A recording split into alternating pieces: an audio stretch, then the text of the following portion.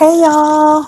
So, after spending over $10,000 on fertility treatments, fertility testing, and dealing with PCOS and endometriosis for years, I finally asked my fertility specialist what supplements actually work for women over 35. Do you know what they told me? They said, just take a prenatal. With your PCOS and endometriosis, it's going to be very hard getting pregnant. That's it. No specifics, no dosages, nothing about egg quality or hormone balance. So, you know what I did?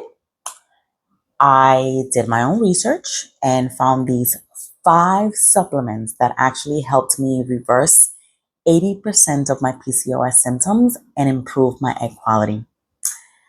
I'm sharing those 5 supplements, the exact dosages, and the brands that I used, and when I actually saw results. And what I'm about to tell you, most doctors will never tell you. So grab your coffee, tea, water, or whatever you prefer, and let's get right into it. Before we dive in though, disclaimer time. I'm not a doctor. This isn't medical advice. And you absolutely need to talk to your doctor or healthcare provider before starting any new supplements. I'm just sharing what worked for me and what the research says. All right. So here's the thing about fertility over 35. Our egg quality starts declining faster, obviously, not because we're old. I hate that narrative, but because something called oxidative stress. Think of your eggs like batteries losing their charge, right? Standard prenatals, they're designed for pregnancy, not preparing your body to conceive. So these 5 supplements target egg quality, hormone balance, and inflammation. The things that actually matter for fertility after 35. But before I tell you what worked, let me tell you about my $200 mistake. You ready? So I went on Amazon and I bought everything that I thought I needed, right? CoQ10, got it. Omega-3s, got it. But I bought the wrong forms. Regular CoQ10 instead of Ubiquinol and folic acid instead of Methylfolate. I waste months and hundreds of dollars on supplements that my body just couldn't absorb. Frustrating, right? I know. So please pay attention to this part. The form actually matters just as much as the supplement itself. So, supplement number 1, CoQ10, specifically the Ubiquinol form. CoQ10 is basically fuel for your mitochondria, which is the powerhouses of your cells, including your eggs. After 35, your mitochondria get sluggish, and that affects egg quality. Research shows that CoQ10 improves egg quality, increases fertilization rates, and improves IVF outcomes. But here's the catch. You need ubiquinol, not ubiquinone. Ubiquinol is the active form. Most cheap supplements are ubiquinone, and after 35, your body can't convert it efficiently. The dose that I took was 400 mg daily, and I did 200 mgs twice a day with meals. The brand that I preferred was Puinol, which goes for about $40 on Amazon. My results, after 3 months, my energy improved and my egg quality markers actually looked better than expected. Supplement number 2, vitamin D3. Most women are deficient, and low vitamin D is linked to irregular cycles, PCOS, and poor egg quality. The dosage I took was 5,000 IU daily, but please, and this is very important, get tested first. You want your levels to be between 50 and 80, not the bare minimum of 30. Any quality brand works, but what I actually took was Viva Naturals Vitamin D3. My results, my levels went from 18, which is deficient, to 40 in 2 months. My cycles became more regular and I just felt better overall. Supplement number 3, omega 3s, specifically DHA and EPA.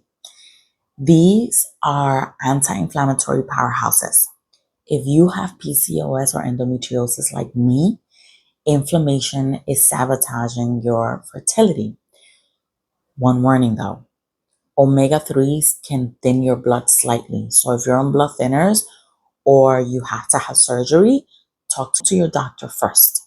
The dose that I took was 2000 mg combined DHA and EPA daily. Please check the label because most fish oils are mostly fillers.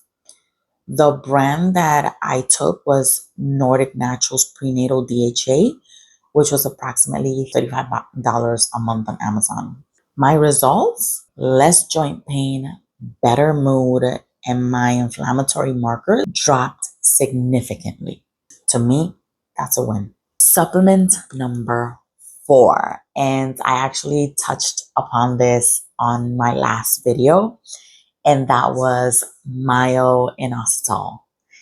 If you have PCOS, this is a game changer. You ready? Game changer.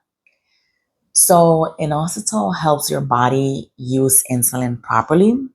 When you have insulin resistance, which most women with PCOS do, your hormones get thrown off. Your ovaries overproduce testosterone and ovulation becomes irregular or just stops. That is one of the reasons why so many doctors prescribe women metformin to try to balance their insulin resistance so that their bodies work properly. Research shows that myo-inositol actually improves ovulation, it regulates cycles, and it improves egg quality in women with PCOS. The dose that I took was 4000 mg daily, and I split it 2000 in the morning, 2000 in the evening. Now, the brand that I started with initially was Ovasitol, which is a powder you mix in water. The only thing is that Ovasitol is actually approximately $85 a month supply. So I did what any savvy person would do. I went on Amazon and I found an alternative. And that alternative is Zazie Prognositol, which had the exact same thing as Ovasitol, and I got the same results from when I was taking Ovasitol. So I recommend it 100%. Within 8 weeks, my cycles went from 45 days to 32 days. My cravings decreased and I lost 8 pounds without changing my diet. So that to me is a winner. Supplement number 5, methylfolate, not folic acid, which is synthetic. About 40 to 60% of people have an MTHFR gene mutation that makes it hard to convert folic acid into the active form your body actually needs. So if you can't convert it, you're not getting the benefits. Now, methylfolate is the active form your body can actually use immediately. Why this matters? Because folate supports cell division, DNA synthesis, and healthy egg development. It is critical before and during pregnancy. The dose that I took was 100 mcg daily, and there's a great brand by the name of Thorn Prenatal, but what I actually preferred was Garden of Life, and that's what I took. My results, honestly, this one is the hardest to measure directly, but knowing that I was giving my body the right form that it needed gave me peace of mind. And you know what I say, peace of mind is priceless. All right, so real talk, right? I know right now you're thinking, Yadi, That's a lot of money. And you're absolutely right. All 5 supplements, that's about $150, $180 a month. And that's not pocket change for most women. But here's my perspective. I spend about $10,000 on treatments that didn't address the root issues. So these supplements to me were an investment in preparing my body. If your budget is tight, obviously what I would recommend is getting Myo-Inositol if you have PCOS, and CoQ10 and vitamin D3. Get those 3 first, add the others whenever you can. Something is definitely better than nothing. But guess what? I have a tip for you. If you have health insurance and you're able to put money away for health expenses on a monthly basis, here in New York City, we call it HSA or FSA dollars, health savings account. Some, if not all of these, you can get them with HSA or FSA dollars. So let me know in the comments if this is something you'd like a step-by-step on, and I'll add it to next week's video. Most doctors won't tell you about these supplements, right? Because they're not trained in nutrition. They're trained in medication and procedures, right? So you have to become your own advocate.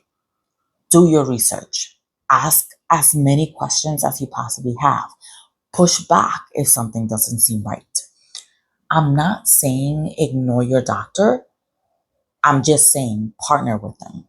Bring this information to your appointments and ask the questions that matter. Tell them, hey, can you please test my levels? You know, at the end of the day, this is your body, your fertility, and this is your journey. So you deserve to get answers. So overall, when did I get results? Month 1, honestly, not much. Had a little bit more energy, but nothing like, of the ordinary. Month 2, though, my cycle started regulating and I went from 45-day cycles to 32-day cycles. Month 3, this is when things really shifted for me.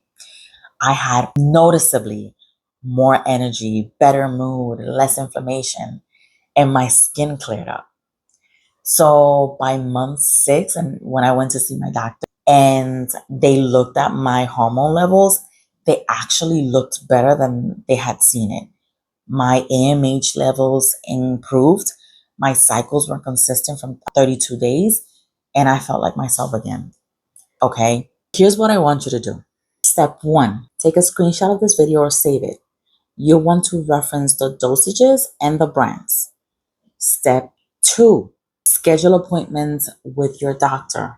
Ask them, test my levels, check my vitamin D, my AMH, all of my hormone levels. You want to get a baseline of all of your testing so you know what you're starting with and what you end up with once you take these supplements. Step 3, start with what you can afford. Even 1 or 2 of these supplements is progress. Step 4, give it 3 months. Things don't just happen overnight, right? Track your cycles, symptoms, your energy levels. Take notes of everything.